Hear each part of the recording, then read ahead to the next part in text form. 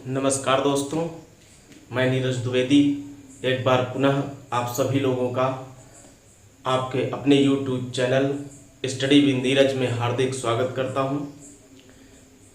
देखिए, पिछली क्लास में हम लोगों ने सिंधु घाटी सभ्यता के बारे में पढ़ा था और ये जाना था कि सिंधु घाटी सभ्यता से संबंधित स्थल 3 देशों में अफगानिस्तान, पाकिस्तान और भारत में पाए गए। अफगानिस्तान में केवल 2 स्थल अपवाद स्वरूप सोर्तघई और मुंडीगा पाए गए और पाकिस्तान में स्थल पाए गए और इसके अलावा भारत में भी कई स्थल पाए गए। सबसे अधिक स्थल भारत में ही पाए गए। पाकिस्तान के स्थलों के बारे में पिछली क्लास में हमने पढ़ा था कि पाकिस्तान में 4 स्थल मुख्य रूप से पड़े थे: हड़प्पा, मोहनजोदड़ो, चन्हूदड़ो और कोटदीजी। अब आज हम लोग भारत में जो सिंधु घाटी सभ्यता से संबंधित स्थल हैं उनका अध्ययन करेंगे। इसके पहले 3 फैक्ट जान लेते हैं हड़प्पा और मोहनजोदड़ो से संबंधित। कौन कौन से 3 फैक्ट? एक पहला फैक्ट,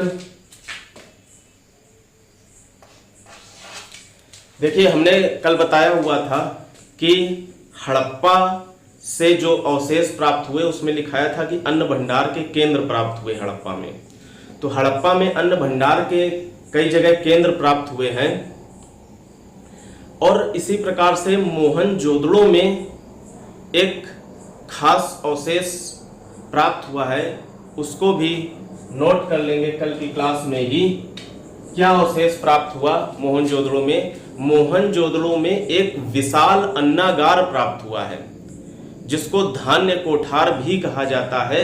एक विशाल अन्नागार प्राप्त हुआ है और वो इतना विशाल है कि वो मोहनजोदड़ो की सबसे बड़ी इमारत है। विशाल अन्नागार मोहनजोदड़ो की सबसे बड़ी इमारत है। यानी अगर आपसे पूछा जाए कि मोहनजोदड़ो की सबसे बड़ी इमारत कौन सी है तो विशाल अन्नागार। हड़प्पा से भी अन्न भंडार के केंद्र जरूर मिले हुए हैं, लेकिन अगर विशाल अन्नागार का अवशेष पूछा जाता है तो वो मोहनजोदड़ो से ही प्राप्त हुआ है और मोहनजोदड़ो की सबसे बड़ी इमारत विशाल अन्नागार ही थी। यहां तक मोहनजोदड़ो की वो सबसे बड़ी इमारत नहीं थी, वो संपूर्ण सिंधु सभ्यता की सबसे बड़ी इमारत थी। यानी अगर संपूर्ण सिंधु सभ्यता की सबसे बड़ी इमारत पूछी जाए तब भी वही विशाल अन्नागार होगा। ये पहला फैक्ट, विशाल अन्नागार। विशाल अन्नागार मोहनजोदड़ो से प्राप्त अवशेष है, तो ये मोहनजोदड़ो से प्राप्त अवशेष में नोट कर लेंगे। अब देखिए दूसरा फैक्ट यह है कि हड़प्पा और मोहनजोदड़ो को जुड़वा राजधानी कहा जाता है, या इस हड़प्पा और मोहनजोदड़ो को जुड़वा बहन भी कहा जाता है। यानी अगर आपसे प्रश्न पूछा जाए कि जुड़वा राजधानी या जुड़वा बहन किस सिंधु स्थल को कहा जाता है तो हड़प्पा और मोहनजोदड़ो को जुड़वा बहन और जुड़वा राजधानी कहा जाता है। और ये किसने कहा था? पिग्गट महोदय ने। पिग्गट महोदय ने हड़प्पा और मोहनजोदड़ो को जुड़वा राजधानी या जुड़वा बहन कह करके संबोधित किया था। दूसरा फैक्ट। तीसरा फैक्ट एक और याद रखेंगे। देखिए, जिस प्रकार से आज भारत देश है और भारत देश की राजधानी दिल्ली है, यानी भारत का अगर आपसे केंद्रीय स्थल पूछा जाए तो नई दिल्ली है, उसी प्रकार से उस समय सिंधु सभ्यता का केंद्रीय स्थल सिंध और पंजाब का क्षेत्र हुआ करता था। सिंध यानी जो पाकिस्तान में है और पंजाब जो वर्तमान में भारत और पाकिस्तान दोनों में स्थित है, तो वही सिंध और पंजाब का क्षेत्र सिंधु सभ्यता का केंद्रीय स्थल हुआ करता था। तो अगर आपसे एग्जाम में सिंधु सभ्यता का केंद्रीय स्थल पूछता है तो सिंधु सभ्यता का केंद्रीय स्थल सिंध और पंजाब का क्षेत्र था। तो ये 3 फैक्ट याद रखेंगे। मोहनजोदड़ो से एक विशाल अन्नागार प्राप्त हुआ है जो कि मोहनजोदड़ो की सबसे बड़ी इमारत है। इसके साथ ही यह संपूर्ण सैंधव सभ्यता की भी सबसे बड़ी इमारत है। हड़प्पा और मोहनजोदड़ो को पिग्गट महोदय ने जुड़वा बहन या जुड़वा राजधानी कह करके संबोधित किया। और तीसरा पॉइंट, सिंध और पंजाब का क्षेत्र सैंधव सभ्यता का केंद्रीय स्थल था। ये 3 फैक्ट और याद रखेंगे। अब इन 3 फैक्टों के बाद आगे बढ़ते हैं। भारत में वो कौन से स्थल थे जो सैंधव सभ्यता से संबंधित थे और भारत में पाए गए। कल बताया था कि सबसे अधिक स्थल भारत में ही पाए गए हैं।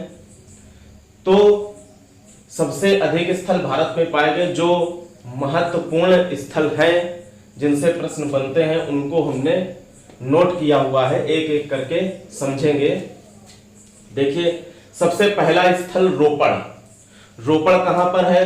रोपड़ पंजाब में है, भारतीय पंजाब में है।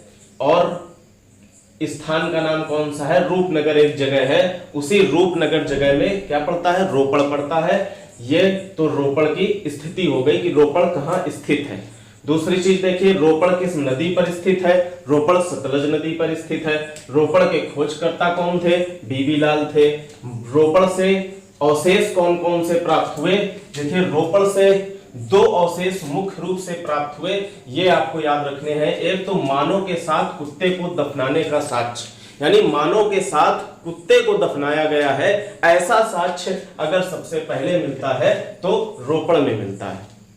मोस्ट इंपॉर्टेंट याद रखेंगे, मानव के साथ कुत्ते को दफनाने का साक्ष्य कहां से प्राप्त होता है? रोपड़ से प्राप्त होता है। दूसरी चीज रोपड़ से क्या प्राप्त हुई है? तांबे की कुल्हाड़ी प्राप्त हुई है। तांबे की कुल्हाड़ी भी रोपड़ से प्राप्त हुई है।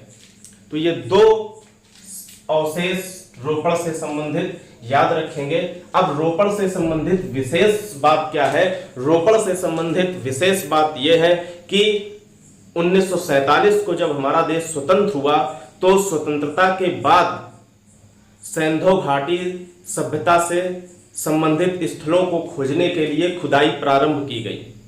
और इसी क्रम में जब 1947 के बाद खुदाई प्रारंभ की गई तो सबसे जो पहला स्थल खोजा गया था स्वतंत्रता प्राप्ति के बाद, यानी 1947 के बाद स्वतंत्रता प्राप्ति के बाद जो सबसे पहला स्थल खोजा गया वो और कुछ नहीं, वो रोपड़ ही था। इसलिए रोपड़ का महत्व बढ़ जाता है। प्रश्न बनेगा, स्वतंत्रता प्राप्ति के पश्चात भारत में सैंधव सभ्यता से संबंधित खोजा गया स्थल कौन सा था? तो रोपड़। ठीक, तो रोपड़ के बारे में आप समझ गए होंगे। दूसरा स्थल देखिए, राखीगढ़ी। राखीगढ़ी कहां पर है? राखीगढ़ी हिसार हरियाणा में पड़ता है। नदी कौन सी है? घग्गर नदी के तट पर राखीगढ़ी है। घग्गर नदी, इसी को पुरानी सरस्वती नदी भी कहा जाता है। खोजकर्ता इसके कौन थे? राखीगढ़ी के खोजकर्ता सूरजभान थे। राखीगढ़ी से अवशेष क्या प्राप्त हुआ है? जो इंपॉर्टेंट है वो है एक युगल समाधि, यानी 2 व्यक्ति एक ही समाधि में पाए गए। कहां पर? राखीगढ़ी में। तो एक युगल समाधि मिली हुई है राखीगढ़ी से। दूसरा जो विशेष तथ्य में राखीगढ़ी में क्या है, पहले भी बता चुके हैं, भारत में सबसे बड़ा सैंधव स्थल, यानी अगर भारत में सैंधव सभ्यता से संबंधित सबसे बड़ा स्थल पूछा जाता है तो राखीगढ़ी ही होगा। और इसी प्रश्न को अगर बदल दिया जाए कि संपूर्ण सैंधव सभ्यता का सबसे बड़ा स्थल कौन सा है, तो कल पढ़ाया था कौन सा है भाई? मोहनजोदड़ो। ठीक, तो क्लियर हो गई 2 बातें। तीसरा देखिए स्थल देखते हैं, बनवाली। बनवाली भी हिसार हरियाणा में स्थित है। किस नदी के तट पर है? रंगोई नदी के तट पर है। खोज किसने की थी? RS बिष्ट ने की थी। अब प्राप्त अवशेष में देखते हैं, इससे एक अवशेष केवल याद रखेंगे कि पकी मिट्टी का बना हल जैसा खिलौना एक प्राप्त हुआ है। पकी मिट्टी मतलब आग से मिट्टी को पकाया गया और एक खिलौने की आकृति दे दी गई, वो प्राप्त हुआ है कहां से? बनवाली से। पूछा जाता है बहुत। देखिए, और जो पकी आग से पकाई गई मिट्टी होती थी उसको क्या कहा जाता था? उसको एक शब्द से संबोधित करते थे, उसको कहते थे टेराकोटा। यानी जो आग से पकी मिट्टी होती थी उसको क्या कहा जाता था? टेराकोटा कहा जाता था। और बनवाली से, आग से पकी मिट्टी का एक खिलौना, हल जैसा खिलौना, खिलौना कैसा था? हल जैसा, ये बनवाली से प्राप्त हुआ है। अब अगला स्थल देखते हैं। अगला स्थल भगवानपुरा। भगवानपुरा किस राज्य में है? भारत के हरियाणा राज्य में है। किस नदी के तट पर है? सरस्वती नदी के तट पर है। खोजकर्ता याद रखने की कोई आवश्यकता नहीं है, अवशेष भी आवश्यकता नहीं है, और कोई विशेष तथ्य भी नहीं है। ये केवल भगवानपुरा मिलान करने में आता है कि 4 स्थल दे देगा और राज्यों के नाम दे देगा। तो भगवानपुरा हरियाणा से मिलान करने को केवल आएगा, इसलिए जो है इसको यहाँ पे लिख दिया गया। ठीक, तो 4 हो गए, रोपड़, राखीगढ़ी, बनवाली और भगवानपुरा। अब 5वां तथ्य देखते हैं, कालीबंगा। कालीबंगा कहां पर है? कालीबंगा राजस्थान में है। राजस्थान के किस जगह पर पड़ता है? एक हनुमानगढ़ जिला है राजस्थान में, वहां पर कालीबंगा पड़ता है। ठीक, अब देखिए कालीबंगा किस नदी के तट पर है? घग्गर नदी के तट पर है। इसकी खोज किसने की थी? अमलानंद घोष ने इसकी खोज की हुई थी। अब देखिए इसमें 2 नाम और खोजकर्ता में याद रखेंगे, एक बीवी लाल और एक बीके थापर। ये भी इस कालीबंगा की खोज से ही संबंधित है। खोज अमलानंद घोष ने ही, मुख्य व्यक्ति यही थे, और लेकिन इसकी खोज में बी लाल और बीके थापर का भी नाम लिया जाता है। ये भी खोज में शामिल थे, इसलिए ये भी नाम याद रखेंगे। इनको भी कहीं कहीं लिख दिया जाता है। अब इससे कालीबंगा से अवशेष क्या प्राप्त हुए? कालीबंगा से अवशेष 2 मुख्य रूप से प्राप्त हुए हैं। एक तो मोस्ट इंपॉर्टेंट, जुते हुए खेत का साक्ष्य। कालीबंगा से जुते हुए खेत का साक्ष्य प्राप्त हुआ है। ठीक, अगर जुते हुए खेत का साक्ष्य कहां से प्राप्त हुआ? कालीबंगा से प्राप्त हुआ। और एक जो दूसरी चीज प्राप्त हुई है वो चना और सरसों, 2 फसलों को एक साथ उगाने का साक्ष्य प्राप्त हुआ। यानी चना और सरसों 2 फसलों को एक साथ उगाने का साक्ष्य कहां से प्राप्त हुआ है? कालीबंगा से प्राप्त हुआ है। तो ये चार्ट आपको समझ में आ गया होगा। आपको ये फैक्ट याद रखने पड़ेंगे, क्योंकि स्थल को राज्य से मिलाने के लिए, मिलान करने के लिए देता है, स्थल को नदियों से मिलान करने के लिए देता है, या खोजकर्ता पूछता है। और अवशेष तो बहुत ही पूछे जाते हैं कि मानव के साथ कुत्ते को दफनाने का साक्ष्य कहां से प्राप्त हुआ? रोपड़ से प्राप्त हुआ। एक युगल समाधि कहां से प्राप्त हुई? राखीगढ़ी से प्राप्त हुई। तो ये सारे के सारे फैक्ट बहुत इंपॉर्टेंट है, और विशेष बातें जो भी थी जिस स्थल के बारे में, वो भी हमने पॉइंट आउट कर दी। तो मैं सोचता हूं कि ये 5 स्थल आप लोगों के बिल्कुल क्लियर हो गए होंगे जो भारत देश से संबंधित हैं। अब इन 5 स्थलों के बाद जो अन्य स्थल भारत देश में स्थित है सिंधु सभ्यता से संबंधित, उनको भी हम इसको इरेज करते हैं और उनको भी पढ़ते हैं। देखिए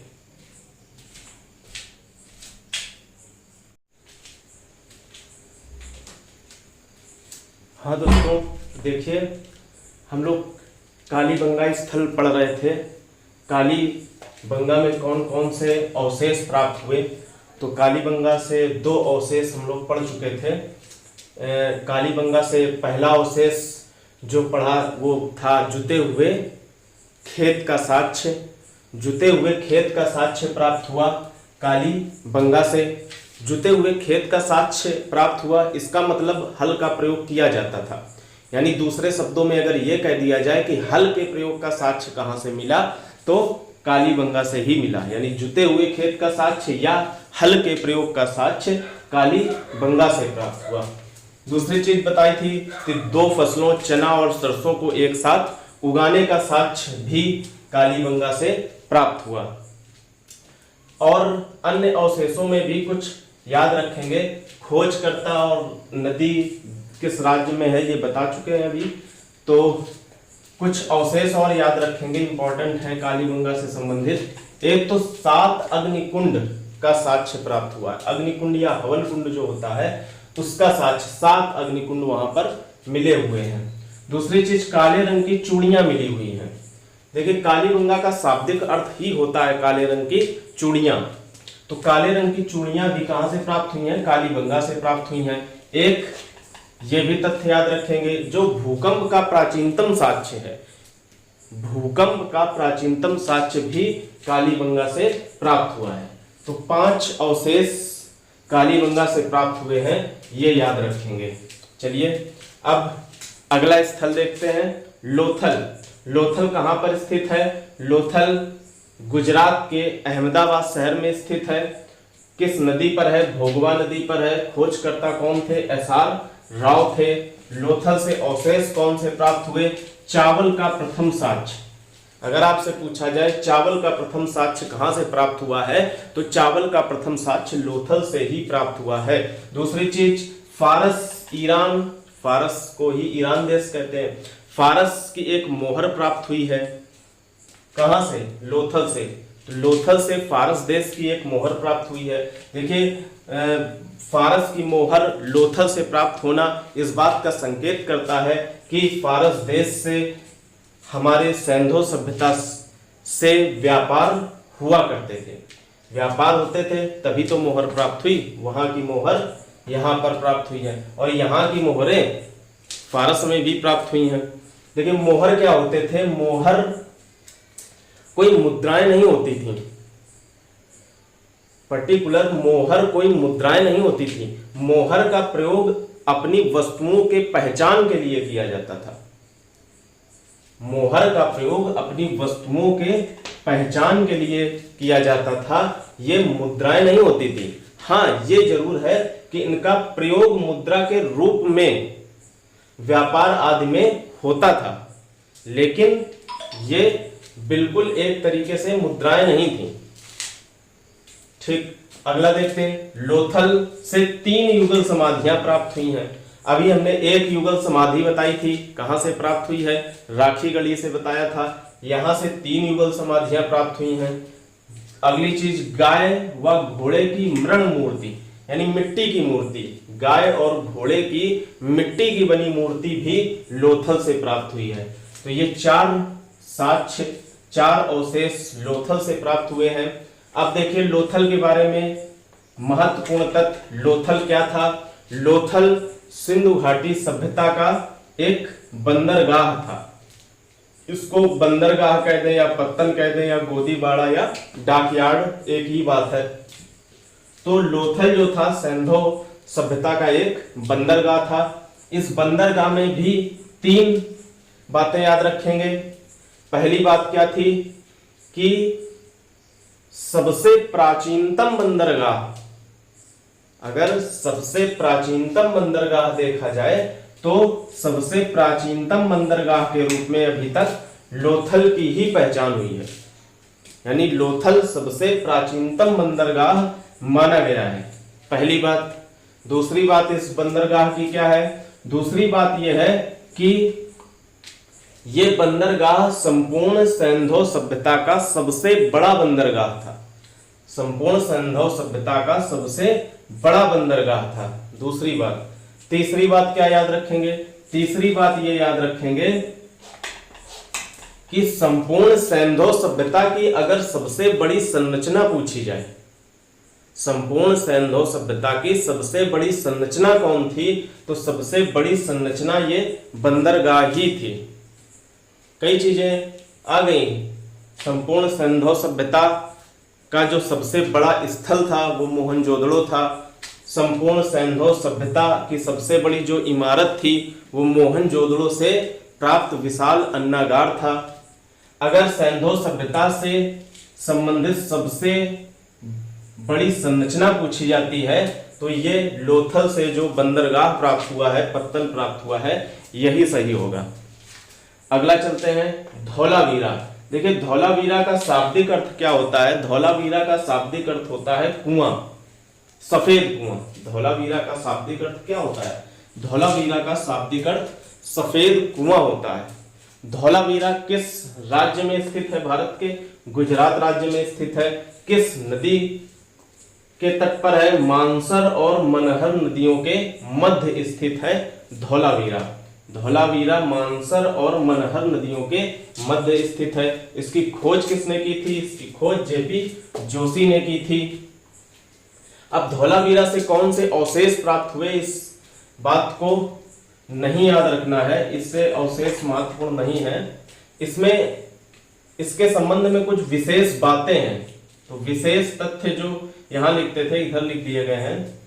तो विशेष तथ्य क्या है धौलावीरा के संबंध में? विशेष तथ्य यह है कि हमने भी पढ़ा था कि सैंधो सभ्यता से संबंधित भारत का सबसे बड़ा स्थल, भारत का सबसे बड़ा यानी भारत में जो स्थित हो, कौन सा था? राखीगढ़ी था, जो कि भारत में स्थित है राखीगढ़ी।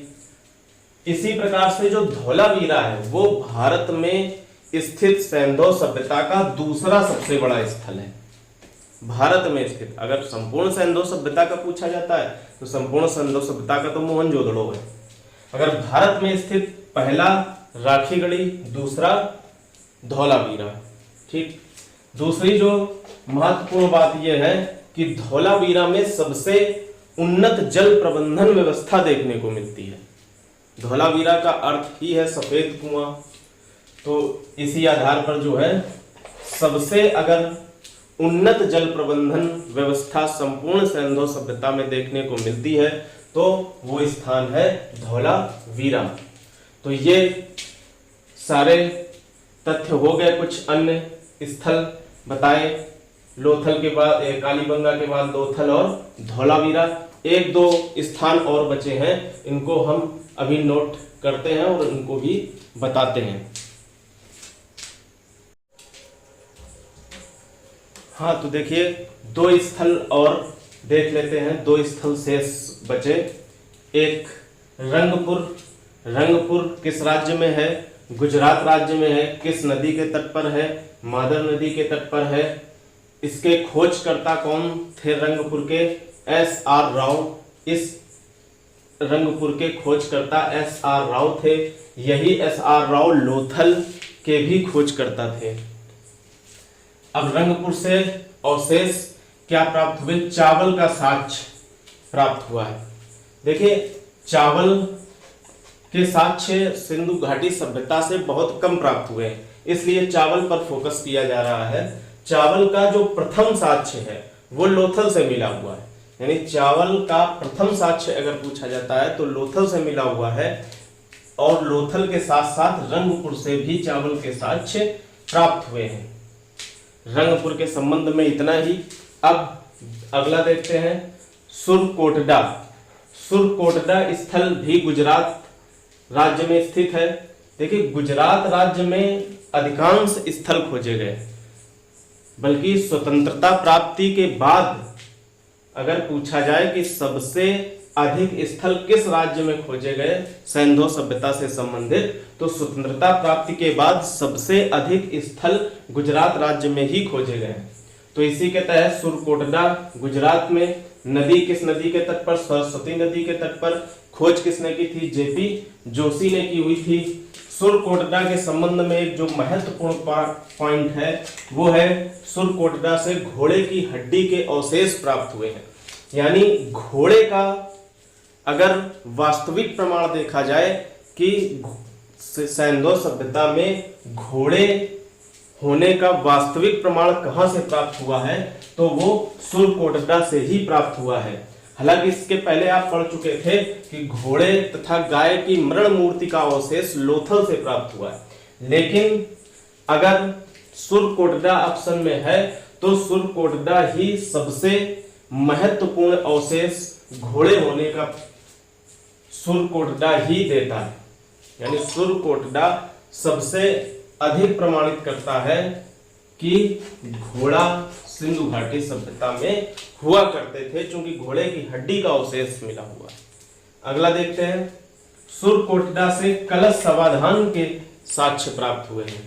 कलश समाधान जो आज भी प्रचलित है, तो इसी कलश समाधान का साक्ष्य भी सुरकोटडा से प्राप्त हुआ है। अब आपके सभी स्थल जो अफगानिस्तान में पाए गए या पाकिस्तान में पाए गए या भारत में पाए गए, मुख्य मुख्य जो भी स्थल थे वो किस देश या राज्य में स्थित थे, नदी के तट पर किस स्थित थे, उनके खोजकर्ता कौन थे और कुछ उनके संबंध में विशेष बातें या जो मुख्य अवशेष प्राप्त हुए थे उस स्थल से संबंधित, ये टॉपिक पूरा कंप्लीट हो चुका है और इसी टॉपिक से सबसे अधिक प्रश्न बनते हैं, इसलिए इसको अच्छे से याद करना बहुत जरूरी है। तो सिंधु घाटी सभ्यता से संबंधित एक क्लास और होगी और सिंधु घाटी सभ्यता पूरी तरीके से कंप्लीट हो जाएगा और किसी भी ऑब्जेक्टिव परीक्षा में अगर इस सिंधु घाटी सभ्यता से संबंधित प्रश्न पूछेगा तो इन्हीं से ही आएगा। तो आज की क्लास यहीं से विराम देते हैं। धन्यवाद।